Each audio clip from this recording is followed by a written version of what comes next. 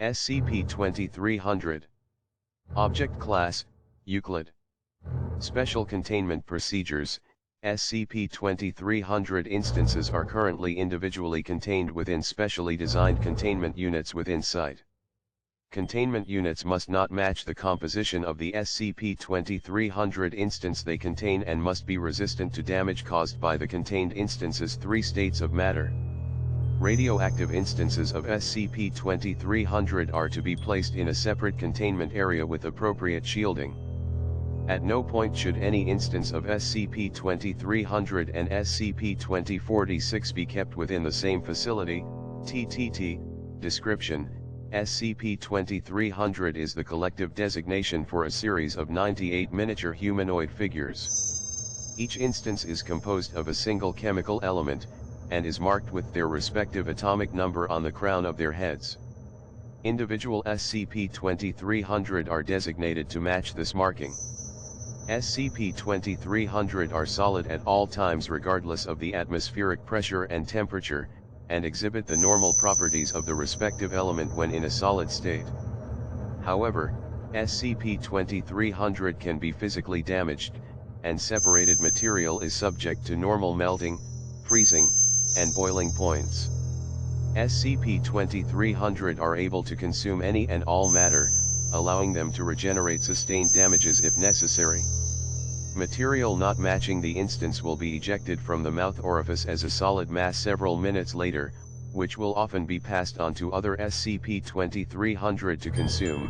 SCP-2300 are sapient and display varying degrees of intelligence, with SCP-2300 composed of elements with a lower density typically displaying greater intelligence. SCP-2300 often group together with others within their elemental period. While incapable of verbal speech, SCP-2300 comprehend both verbal and written English. Interviews staged with writing implements reveal that SCP-2300 consider SCP-2300-2, -10, -18, -36, -54, and -86 to be of nobility, each ruling over the elemental period they are in. SCP-2300-2, considered the highest noble and by extension ruler over the first 6 periods, often defers to SCP-2300-1 as -1 appears to be the most intelligent of SCP-2300, with a Foundation Intelligence Quotient of 132.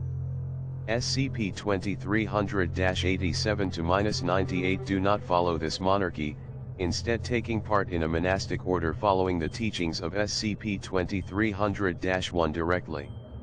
Testing reveals that while these instances meditate, they are not subject to radioactive decay, and it is hypothesized that other radioactive instances are also capable of this should they join the monastic order.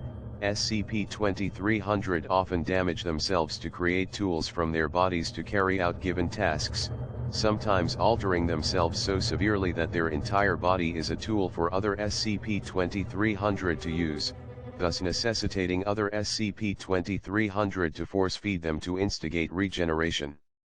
Should the mouth be damaged in a way that prevents typical regeneration, SCP-2300 will attempt to anomalously build a replacement from the leftover material. Newly created instances possess no knowledge of their former self, and must be instructed by other SCP-2300 about their culture and situation. Most SCP-2300 activity is dedicated to the creation of art, which often possess anomalous properties. Despite SCP-2300 normally segregating themselves into small groups, they will often hold gatherings in the form of a gallery. However, there appears to be no preliminary process to what can be in any given gallery, meaning less experienced SCP-2300 are capable of showcasing material deemed unsatisfactory to a majority of their more experienced peers.